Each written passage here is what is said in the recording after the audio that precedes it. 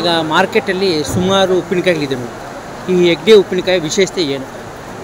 ಹೆಗ್ಡೆ ಅನ್ನೋ ಹೆಸರೇ ಇದರ ವಿಶೇಷತೆ. ಮೊದಲನೇದಾಗಿ ಈ ಬ್ರ್ಯಾಂಡ್ ಹೆಗ್ಡೆ ಅನ್ನೋದನ್ನ ನೋಡೇ ಜನ ತುಂಬ ಬರ್ತಾರೆ.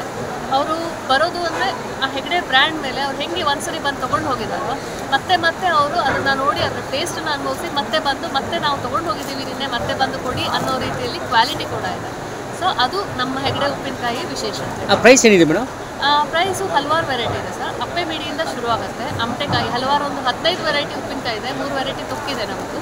ಅದರಲ್ಲಿ ಅಪ್ಪೆ ಮಿಡಿಕಾಯಿ ಬಂದುಬಿಟ್ಟು ಅರ್ಧ ಕೆ ಜಿಗೆ 300 ರೂಪಾಯಿ, ಅಮಟೆಕಾಯಿ ಬಂದುಬಿಟ್ಟು ಅರ್ಧ ಕೆ ಜಿಗೆ 250, ಉಳಿದಿದ್ದೆಲ್ಲ ಅರ್ಧ ಕೆ ಜಿಗೆ 140 ರೂಪಾಯಿ. ಅದೇ ಥರ 300 ಗ್ರಾಮದ್ದು ಕ್ವಾಲಿಟಿ ಇದೆ.